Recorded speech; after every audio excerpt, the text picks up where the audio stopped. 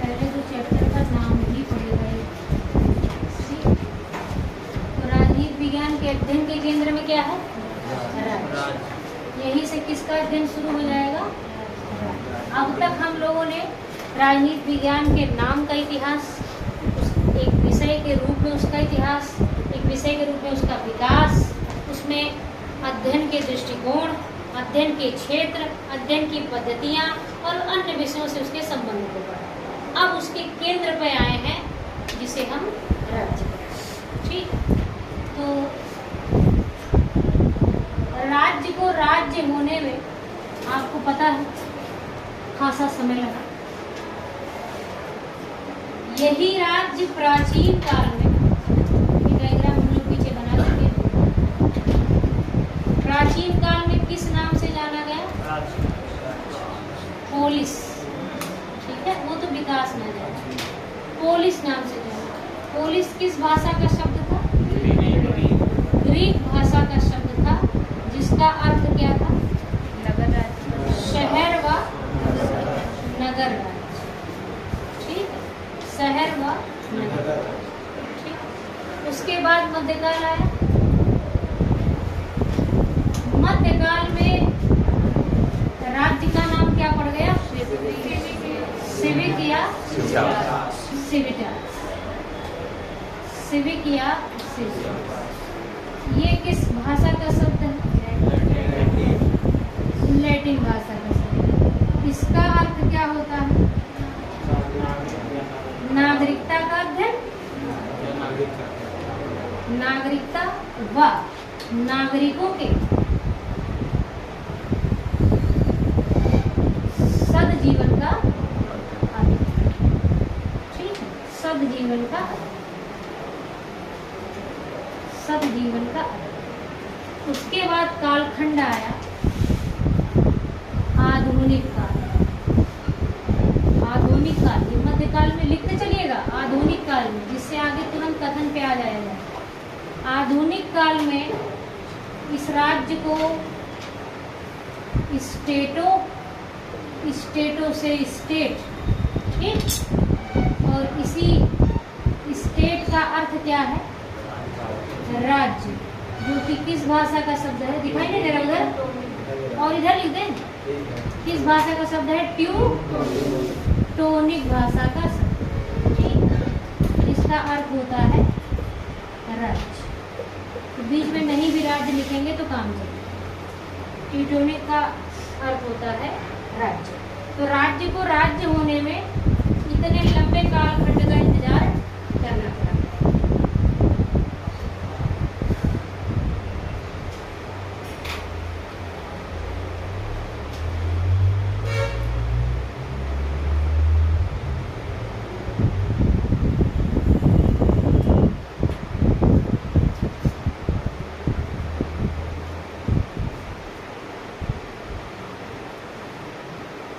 एक निश्चित है पहले चैप्टर, इस वाले चैप्टर से, चाहे लिपि पूछ ले, चाहे अध्ययन का केंद्र पूछ ले, कुछ मर्यादा होती है पेपर बनाने की, तो कुछ नहीं पूछना।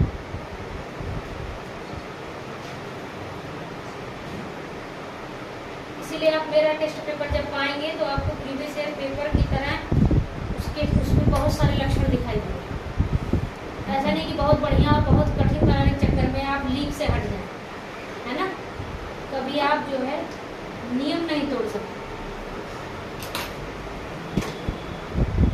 कुछ पेपर्स हमने देखे मार्केट में अलग अलग जगह जो कराए जा रहे हैं, कुछ जगह तो अच्छा कराया जा रहा है, कुछ जगह नेट के कठिन क्वेश्चन, असिस्टेंट प्रोफेसर के कठिन क्वेश्चन डाल करके कि जिससे स्टूडेंट एकदम ना कर पाए और उन्हें लगे वो कुछ पढ़े ही नहीं और तब भाग कर आए मेरे पास। दो तरीका है, आपको पेपर ऐसा बना दिया जाएगा आप कर ही ना पाए, बिल्कुल एकदम ब्लैंक। अब आपको आपका कॉन्फिडेंस कहाँ जाए? जीरो। आपको लगेगा हमने पढ़ाई क्या है। तो जब हम फिर बैच लॉन्च करेंगे तो कौन आएगा पढ़ने? आप ही आएंगे ना पढ़ने। बस वही।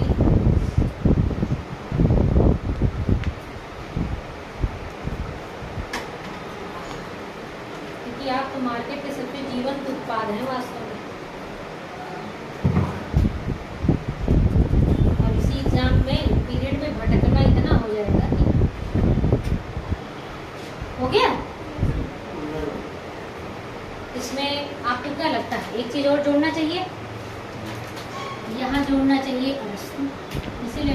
जोड़ना चाहिए, यहाँ जोड़ना चाहिए रोमन या रोमनों ने, है ना। और यहाँ क्या जोड़ना चाहिए, मैकिया, है ना। इतना जोड़ लीजिए। जोड़ने के बाद तीनों को जोड़ लीजिए, तब और सारे नाम हैं जिसने जिसने राज्य को क्या कहा है वो सब लिखिए। बस नाम जोड़ लीजिए, याद करने के लिए रुके थे।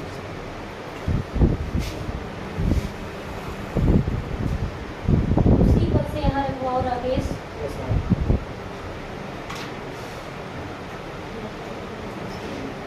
हो गया, तीनों जुड़ गया, तीनों जुड़ गया। तो लिखते चलिए एक एक करके। पहला लिखिए अरस्तु, मतलब नंबर पर डालेगा, हम पहला बोलना है अरस्तु। हाँ, तीनों जोड़ दीजिए, फिर बीच से लिखना शुरू कर दीजिए। अरस्तु डैश, इधर देख ले रहा हूँ एक बार, शायद होगा पोलिस। अरस्तु डैश पोलिस, अरस्तु ने क्या कहा, पोलिस। उसके बाद रोमनों ने, हाँ 1 by 1 एक एक करके लाइन चेंज। रोमनों ने डैश सिविक ऑब्लिक सिविटास,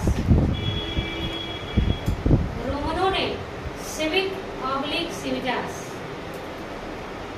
उसके बाद अब देखिए, रोमन और मैकियावेली के बीच बोधा आता है। बोधा का एक पैर मध्यकाल में है और एक पैर बोधा। बोधा ने रिपब्लिका कहा, कहीं कहीं डी रिपब्लिका जो उसकी किताब है वही पूछ लेता है, वो याद आ जाएगा। रिपब्लिका कहा, रिपब्लिका। अब इसके बाद कालखंड आया मैकियावेली, तो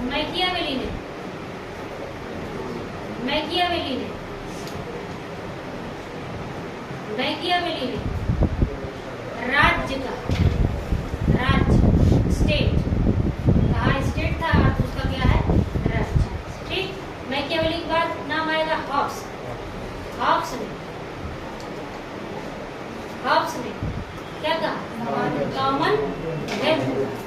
लेवियाथन तो राजा का नाम है, कॉमनवेल्थ। हॉब्स ने कॉमनवेल्थ, जिसको कंफ्यूजन हो ब्रैकेट में लिख दे राजा लेवियाथन, राजा लेवियाथन, राजा लेवियाथन। उसके बाद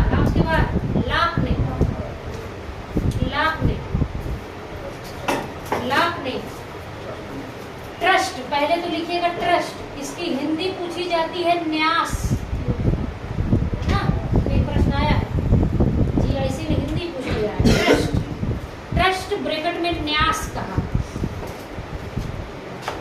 ट्रस्ट लिख के ब्रैकेट में न्यास कहा। ठीक, अब हाँ लाभ के बाद रूसो सामान्य इच्छा, रूसो सामान्य इच्छा, लाइन चेंज। मिल ऑब्लिक लास्की,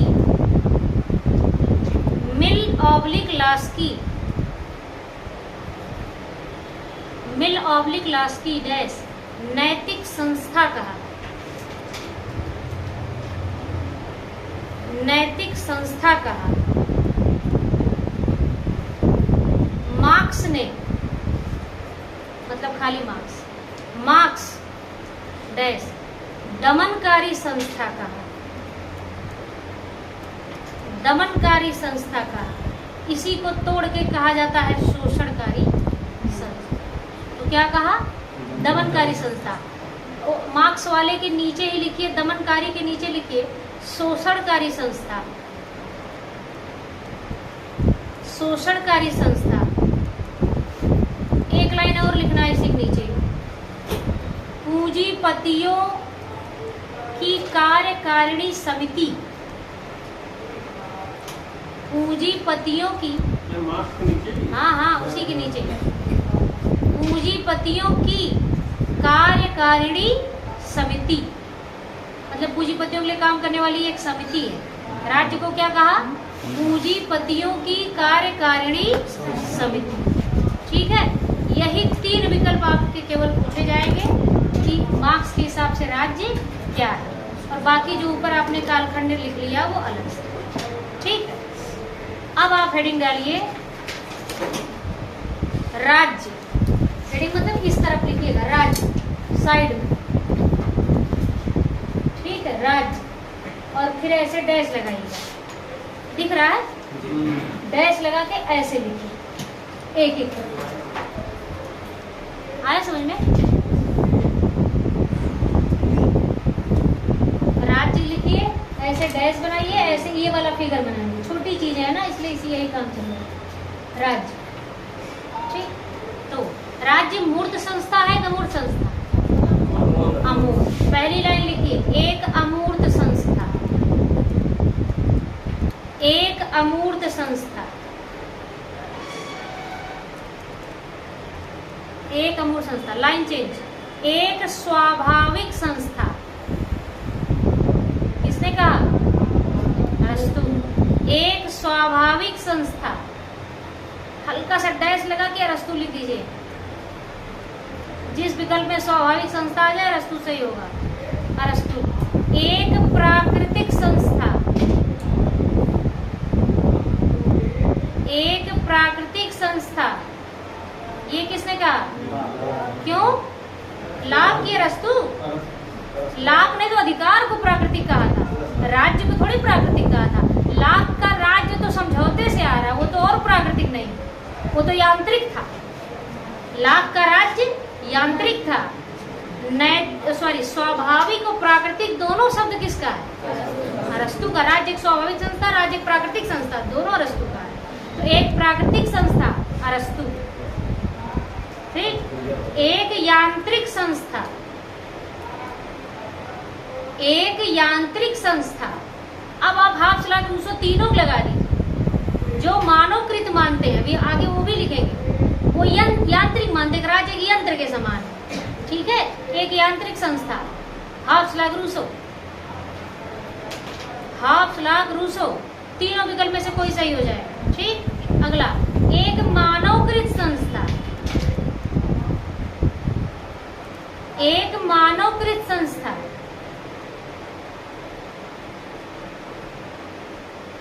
मानवकृत संस्था।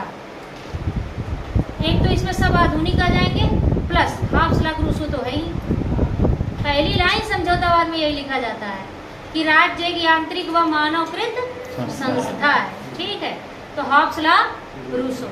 एक नैतिक संस्था, अभी ऊपर लिखे, एक नैतिक संस्था, एक नैतिक संस्था, लास्की। एक नैतिक संस्था लास्की ग्रीन मिल। मिल का एक कथन है नैतिक शब्द से, एक एक कथन है उसका। बाकी लास्की ग्रीन तो है ही नैतिकवादी, है ना, ये तो घूमते ही रहते हैं। हो गया। तो ये इतनी लक्षण राज्य के आपसे पूछे जा सकते हैं। राज्य एक अमूर्त संस्था है, ये किसी ने नहीं कहा, ये उसकी मूल प्रकृति है। उसके बाद राज्य एक स्वाभाविक संस्था है, प्राकृतिक संस्था है, यांत्रिक संस्था है, मानवकृत संस्था है, नैतिक संस्था है। इससे लेकर इतने विकल्प बनते हैं। अब आप कंफ्यूज कहाँ होते हैं? मैम नैतिक संस्था में लास्की भी सही हो रहा है, नैतिक संस्था में ग्रीन भी सही हो रहा है, और फिर नैतिक संस्था में मिल। याद कैसे करें? कुछ नहीं करना, तीनों याद करना है। कोई एक ही विकल्प में होगा जिसको आपको सही। तो हम आपको एक साथ साथ 2-3 विकल्प भी दे रहे हैं कि अगर कुछ नए के चक्कर में परंपरागत विकल्प को हटाकर किसी नए विकल्प का प्रयोग किया जाए तो भी आपके पास आपका हथियार बना रहे रिवीजन में। है ये सब आपके नोट्स में, लेकिन आप निकाल नहीं पाएंगे उसको, ये चीज, ठीक। अब आपके ये लक्षण कंप्लीट हो। हेडिंग डालिए राज्य के प्रमुख तत्व, या खाली राज्य के तत्व डाल दीजिए, बीच में डालिएगा राज्य के तत्व। अब तो उठना ही पड़ेगा, नहीं आप तो लोग एक बार डायग्राम बनाए कुछ वो आइडिया।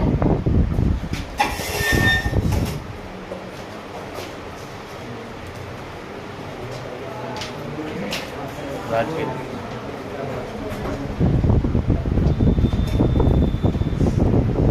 बहुत बड़ा सिलेबस है राजनीति विज्ञान का, लेकिन अब दूसरे विषयों को लगता है कि राजनीतिक विज्ञान का सिलेबस छोटा है, बहुत बड़ा सिलेबस है, लेकिन पढ़ाने वाले जो हैं समेटे इसको बहुत अच्छा, बड़ी मेहनत से इसको समेटा है हम लोगों ने।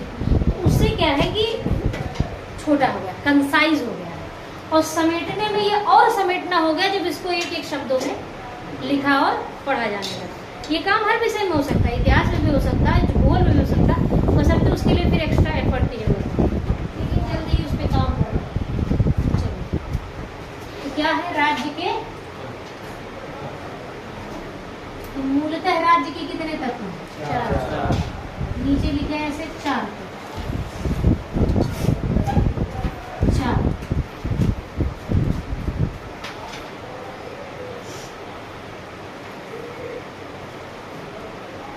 जनसंख्या,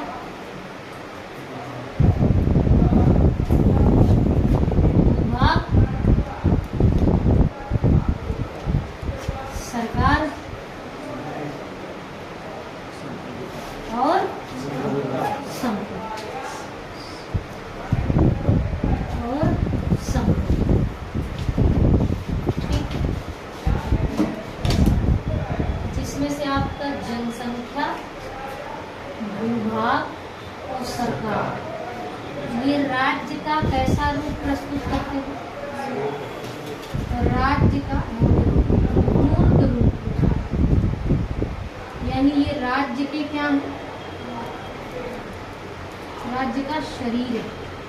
ठीक है, जबकि संप्रभुता कैसा स्वरूप प्रस्तुत करती है? राज्य का अमूर्त स्वरूप प्रस्तुत करती है। इसलिए यह राज्य की क्या है? आत्मा।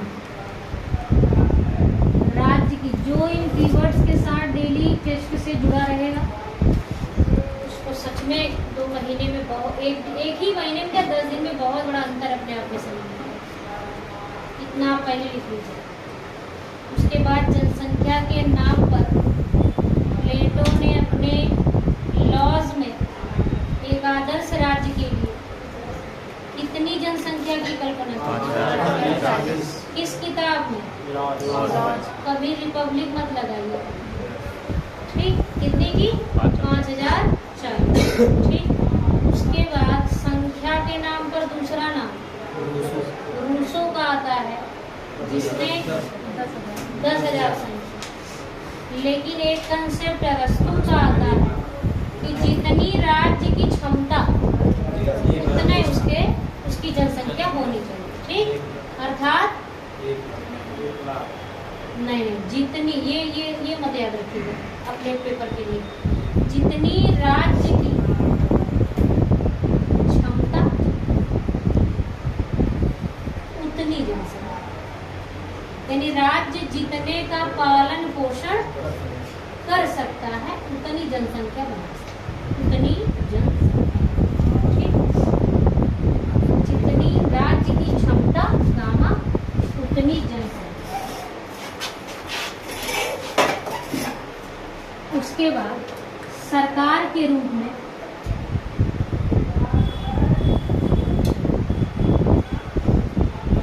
तीन प्रकार की सरकारों का क्रम देखा गया। राजतंत्र, कुलीन तंत्र और प्रजा। ठीक, प्रजा एक राजा के शासन को, यानी एक व्यक्ति के शासन को क्या कहा गया?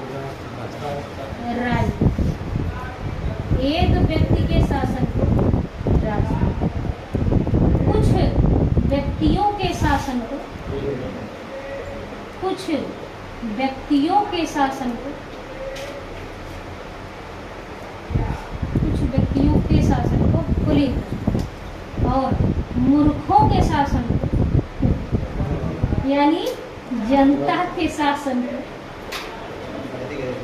जनता के शासन को क्या कहा गया? प्रजातंत्र कहा गया।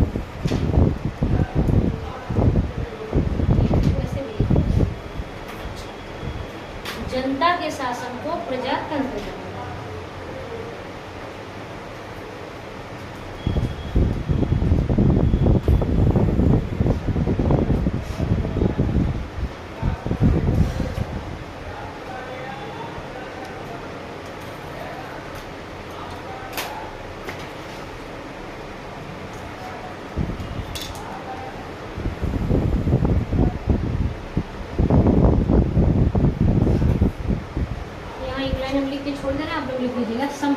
में भारत को संप्रभुता कब प्राप्त हुई?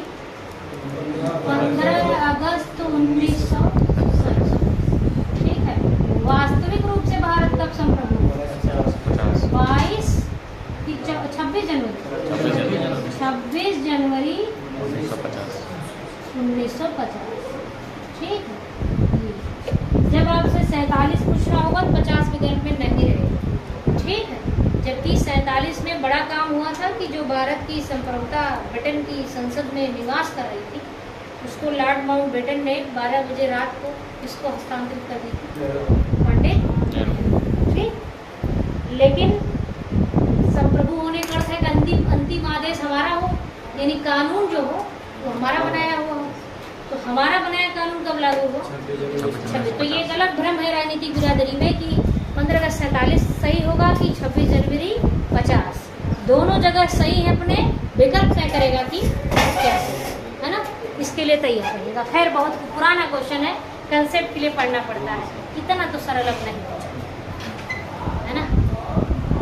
ये सोचने पहले थोड़ा मतलब क्या हुआ? 125 में 125 मार्क कौन पढ़ने वाले 125 में 125? भाई हिंदी वाले 125 में से 24 करके सिलेक्शन ले सकते हैं। इससे गहरा सब्जेक्ट है। एक तो साहित्य है, मतलब निश्चित कोई बहुत व्याख्या नहीं है, अपने हिसाब से जितनी व्याख्या कर लीजिए। ऊपर से उसमें व्याकरण, ग्रामर।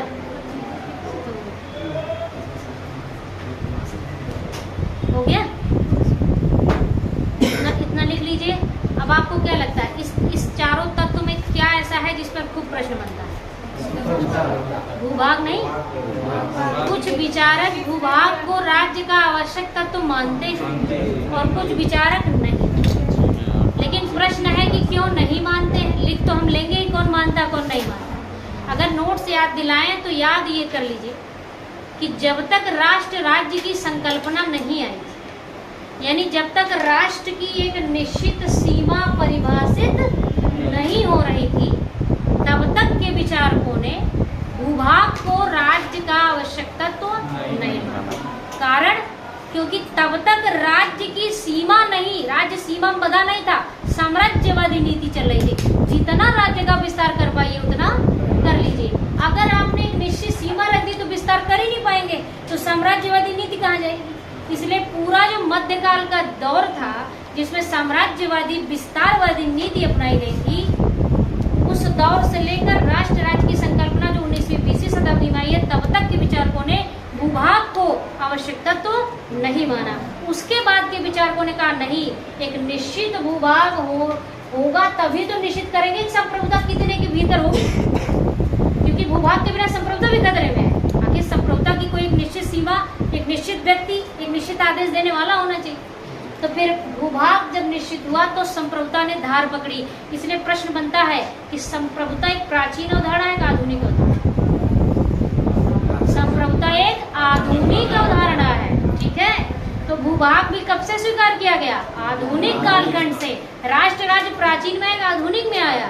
आधुनिक में आया। ठीक है। तो राष्ट्र राज्य की संकल्पना जब से निश्चित सीमा स्वीकार की गई, तब से संप्रभुता को एक निश्चित आकार देने के लिए भूभाग को राज्य का आवश्यक तत्व मान लिया गया। लेकिन अब यहाँ दो खानदान बन गया।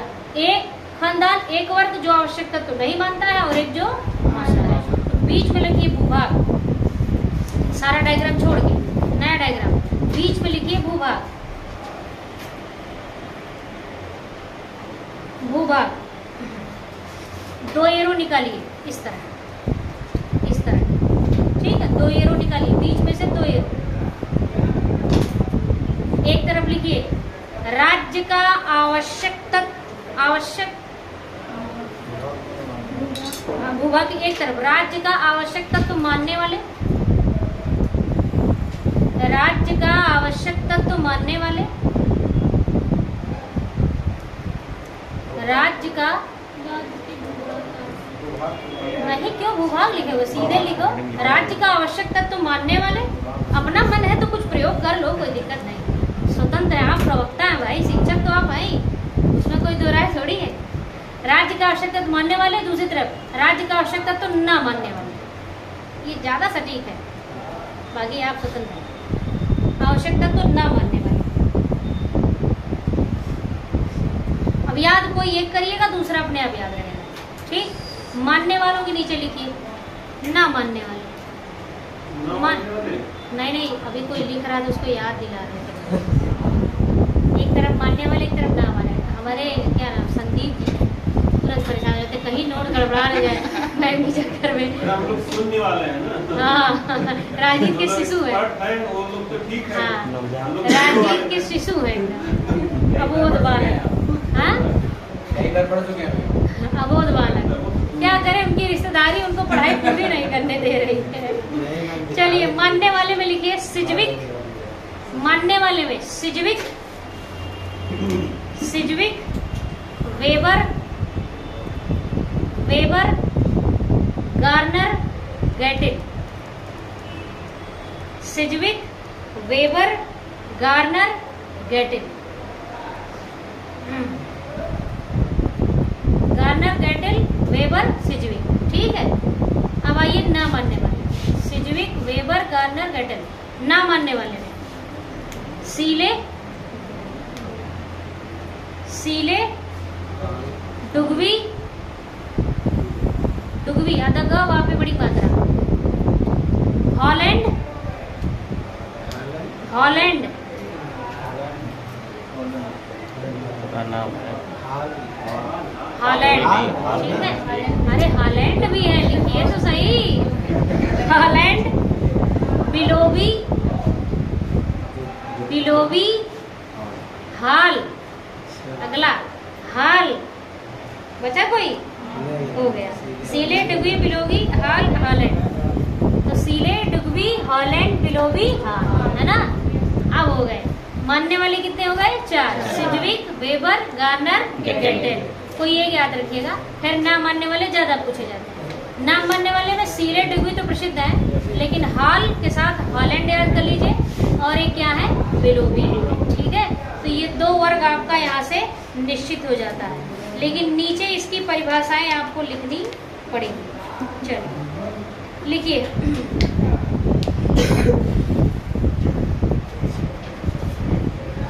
बस 1 मिनट दीजिए, सिर्फ देख लीजिए इसका।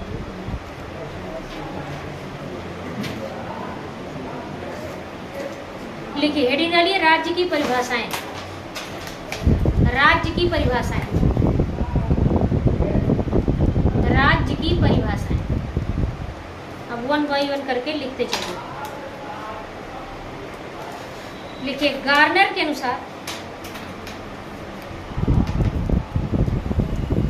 गार्नर के अनुसार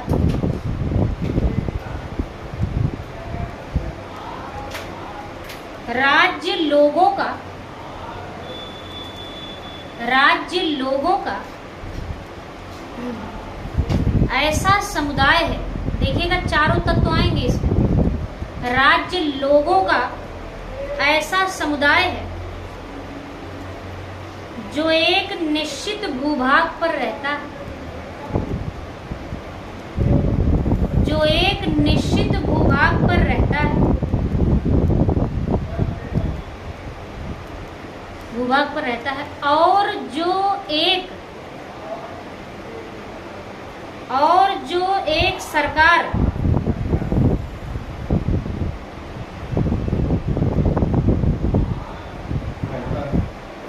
निश्चित, क्या लिखे? भूभाग पर रहता है, और जो एक सरकार के हाथों नियंत्रित है, सरकार के हाथों नियंत्रित है, सरकार के हाथों नियंत्रित है, जिसकी आज्ञा का पालन, कामा लगाते रहेगा, जो एक सरकार के हाथों नियंत्रित है, कामा, जिसकी आज्ञा का पालन लोग स्वभावतः करते हैं, जिसकी आज्ञा का पालन लोग स्वभावतः करते हैं। कामा से घेर दीजिए, पेन बदलिए। इसमें पहली लाइन में लोगों को अंडरलाइन करिए, राज्य लोगों, लोगों को अंडरलाइन करिए। लोग किस पर रहते हैं? निश्चित भूभाग, भूभाग को अंडरलाइन करिए। देखिए, ये 4 तत्व तो निकले कहाँ से? गार्नर बिल्कुल नया विचारक है। भूभाग, उसके बाद सरकार, जो एक सरकार के हाथों यानी सरकार को अंडरलाइन करिए। उसके बाद आज्ञा किसकी मानी जाएगी? जो संप्रभु होगा, यानी आज्ञा का पालन अंडरलाइन करिए। तो किसकी परिभाषा में चारों तत्व प्रदर्शित हो रहे हैं? गार्नर, गैटिल भी आते हैं इसमें। तो यहीं से हमें पता चल पाया कि राज्य के कितने मुख्य तत्व हैं? 4 तत्व। ठीक है, लाइन चेंज करके लिखिए। गार्नर व गैटिल, कथन नहीं है, गार्नर व गैटिल की परिभाषा से राज्य के चारों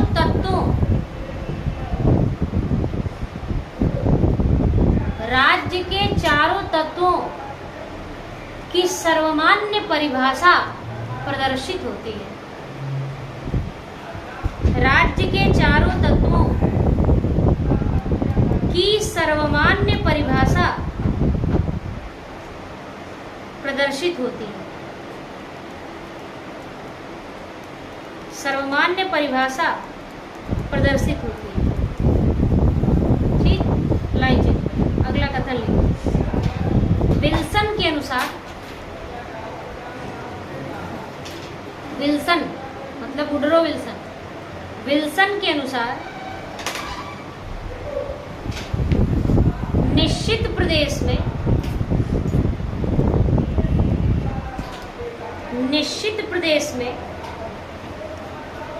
जनता द्वारा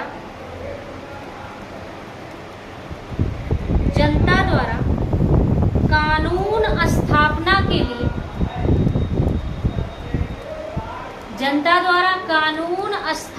के लिए संगठित समूह का नाम, कानून स्थापना के लिए संगठित समूह का नाम, ठीक है, राज्य। संगठित समूह का नाम राज्य। अब या तो आप सबसे ऊपर ही राज्य लिख लिए होते या तो नीचे। कभी कभी कथन में राज्य शब्द ही नहीं लिखा रहेगा, उससे कोई दिक्कत नहीं है।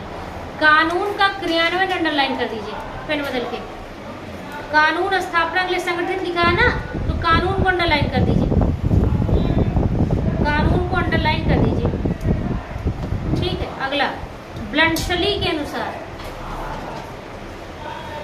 ब्लंटशली के अनुसार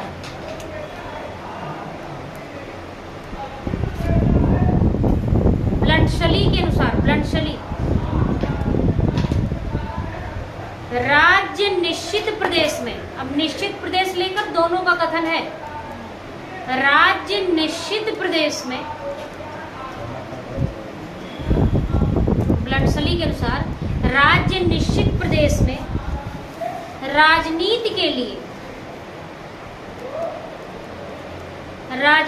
लिए संगठित जनता का, राजनीति के लिए संगठित जनता का स्वरूप है। राजनीति के लिए संगठित जनता का स्वरूप है। ऊपर विल्सन कह रहे हैं कानून की स्थापना के लिए, और नीचे ये क्या कह रहे हैं? राजनीति के लिए। अंडरलाइन क्या करना है? राजनीति के लिए, राजनीति के लिए। अगला प्लेटो के अनुसार, प्लेटो के अनुसार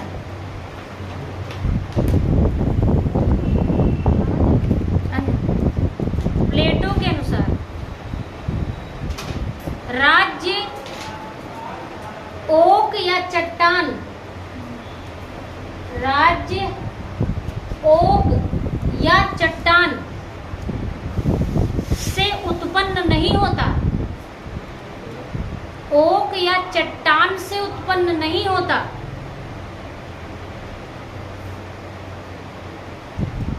बल्कि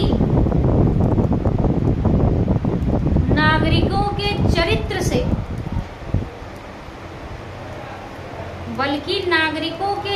से, उत्पन्न होता है। राज्य ओक या चट्टान से उत्पन्न नहीं होता, बल्कि नागरिकों के चरित्र से उत्पन्न होता है।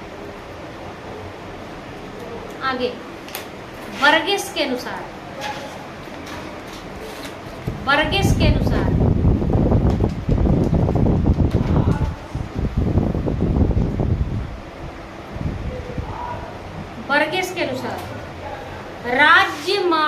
जाति का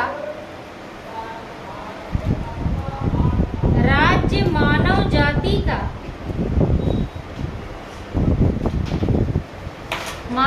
का एक संगठित विशिष्ट भाग है।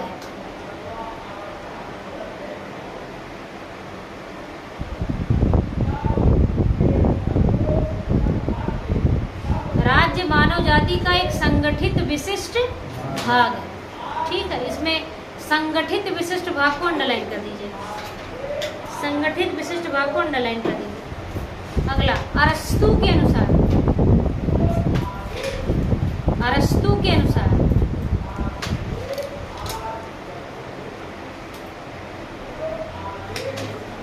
किसने सबसे पहले राज्य की शुरुआत परिवार से मानी? अरस्तू। राज्य परिवारों ग्रामों का ऐसा समुदाय है। एक तो परिवार से मानी, ऊपर से राज्य में किस पर ध्यान दिया? समुदाय। राज्य को क्या माना है? ध्यान दीजिएगा, जो बात अरस्तू ने समुदाय के रूप में तब की थी वही बात आधुनिक काल में रूसो करेगा। ठीक है, तो जबकि अरस्तू को लाक से जोड़कर पढ़ा जाता है और सही भी है, लेकिन लाक ने कभी समुदाय, समूह, समाज को महत्व न देकर व्यक्ति को महत्व दिया है। जबकि अरस्तू, जो पहला उदारवादी कहा जाता है, जो पहला व्हिग कहा जाता है, वो राज्य के संदर्भ में राज्य को क्या मानता है? समुदाय। ठीक है, लिखिए, राज्य परिवारों व ग्रामों का,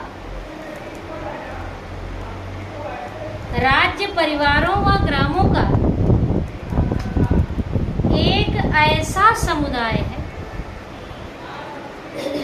परिवारों व ग्रामों का एक ऐसा समुदाय है जिसका विकास आत्मनिर्भर जीवन की प्राप्ति के लिए, जिसका विकास आत्मनिर्भर जीवन की प्राप्ति के लिए, जिसका विकास आत्मनिर्भर जीवन की प्राप्ति के लिए हुआ है,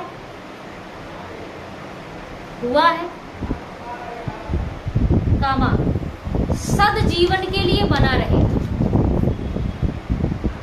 सद जीवन के लिए बना रहेगा, जिसका विकास आत्मनिर्भर जीवन की प्राप्ति के लिए बना है, सद जीवन के लिए बना रहेगा। तो राज्य का विकास कहाँ से हो रहा है? अरस्तू के परिवार से। ठीक, लाइन चेंज। लास्की के अनुसार राज्य एक प्रादेशिक समाज है। राज्य एक प्रादेशिक समाज है जो सरकार और प्रजा में विभाजित है। राज्य एक प्रादेशिक समाज है जो सरकार और प्रजा में विभाजित है, और जो सरकार और प्रजा में विभाजित है, और जो अपने निश्चित भौगोलिक क्षेत्र में, और जो अपने निश्चित भौगोलिक क्षेत्र में, और जो अपने निश्चित भौगोलिक क्षेत्र में अन्य समुदायों पर अपनी सर्वोच्च सत्ता रखता है। अन्य समुदायों पर अपनी सर्वोच्च सत्ता रखता है। अपनी सर्वोच्च सत्ता रखता है। ये किसका कथन है? लास्की। संभवतः ये आप पहली बार देखें। Line change. इसका कीवर्ड है आपका प्रादेशिक समाज। इससे पहले लोग संगठित ज्यादा बोल रहे हैं, है ना? तो प्रादेशिक समाज को आप अंडरलाइन कर सकते हैं, और जिसमें सरकार और प्रजा दोनों की बात हुई। अरस्तू वाले में, हाँ ठीक, अरस्तू वाले में परिवार और ग्राम। अरस्तू को तो पहचानने नहीं। अरस्तू में कई शब्द, सदजीवन है, आत्मनिर्भरता है, परिवार और ग्राम है। कभी कभी इसको तोड़ के वाक्य बहुत छोटे में पूछा जाता है। आप जो लिख रहे हैं निश्चित माना कि कई कथन ऐसे जो इसके छोटे छोटे रूप पूछे गए हैं, उत्तर वही होगा, उसमें भ्रम उत्पन्न करने की जरूरत नहीं। आगे लिखिए, तो बस 2-3 और बचे हैं। डायसी कहता है, डायसी और विल्सन को एक साथ याद किया जाता है। विल्सन कानून के लिए बनाते हैं, डायसी कानून के क्रियान्वयन के लिए। ठीक है, डायसी कहता है राज्य सरकार के संसाधनों से, राज्य सरकार के संसाधनों से, सरकार के संसाधनों से संगठित एक व्यक्ति है। पूरे राज्य को एक व्यक्ति बना रहा है संगठित करके। राज्य सरकार के संसाधनों से संगठित एक व्यक्ति है, संगठित एक व्यक्ति है कामा जो कानून का निर्माण एवं क्रियान्वयन करता है, जो कानून का निर्माण एवं क्रियान्वयन करता है, जो कानून का निर्माण, जो कानून का निर्माण एवं क्रियान्वयन करता है। ठीक, अब पेन बदल के कानून का निर्माण एवं क्रियान्वयन अंडरलाइन करें, निर्माण एवं क्रियान्वयन। ठीक है, मतलब जहाँ का खाली कानून, संगठित समूह कानून के लिए अगर होगा तो वो विल्सन है, लेकिन कानून बनाएगा भी और क्रियान्वयन भी करेगा तो वो कौन होगा? डायसी ने पूरे संसद को एक व्यक्ति में बदल दिया। क्या कह रहा है कि राज्य क्या है? एक सर्वोच्च सत्ता रूपी व्यक्तियों का एक समूह। ठीक है, और वो एक व्यक्ति जो है वही कानून का निर्माण कर रहा है और कानून का क्रियान्वयन कर रहा है। आराम से चलिए, एक दो बस और बचा लीजिए। लासवेल कहता है, बस लास्ट है, खत्म हो। लासवेल कहता है राज्य एक संप्रभु भू क्षेत्रीय समूह है। राज्य एक संप्रभु भू क्षेत्रीय समूह है। राज्य एक संप्रभु भू क्षेत्रीय समूह। ठीक है, लास्ट में लिखिए Treitschke. Treitschke, Treitschke. अब देखिए, कैटलिन और लासवेल ने बार बार कहा राज्य शक्ति है या राज्य शक्ति का अध्ययन है। एक कथन आता है शक्ति ही राज्य है, उसका उत्तर ट्री टस्के सही होता है ना। तो ये कंफ्यूजन बहुत परेशान करता है। लिखिए शक्ति ही राज्य है, शक्ति ही राज्य, शक्ति ही राज्य। जबकि राज्य शक्ति है, ये किसने कहा? कैटलिन और लासवेल। अब देखिए कितना बड़ा ये भ्रम है। अब बार बार अगर टेस्ट में पूछ लेते तो फिर प्रश्न आने लगता, मैम जब वहाँ आपने कैटलिन बताया था यहाँ टी टस्के कैसे हो? बस भाषाई भ्रम है, उल्टा पुल्टा करके इसको बोला गया है। ठीक, तो इस तरह से इसके लिए आप पूरी तरह तैयार रहिएगा और आपने राज्य से संबंधित जो आवश्यक कथन थे वो लिख लिए। अपवाद स्वरूप अगर कहीं मिल जाए, राज्य शक्ति है या राज्य शक्ति का अध्ययन है, हाँ लिख लीजिए, मतलब यहाँ भी लिख लीजिए। जितने कैटलिन लासवेल राज्य शक्ति का अध्ययन है, राज्य शक्ति का अध्ययन है, लिख दीजिए। हाँ, कैटलिन ऑब्लिक लासवेल लगा के लिख दीजिए राज्य शक्ति का अध्ययन है। कैटलिन ऑब्लिक लासवेल लगा के राज्य शक्ति। अब शक्ति ही राज्य है ट्री टस्के और राज्य शक्ति का अध्ययन है कैटलिन, नहीं विकल्प में है तो लासवेल। ठीक है, और लासवेल के ऊपर वाले कथन में भू क्षेत्रीय समूह अंडरलाइन कर लीजिए। भू क्षेत्रीय समूह ऊपर जो भी लिखा है, भू क्षेत्रीय लासवेल का ही तो था। ठीक,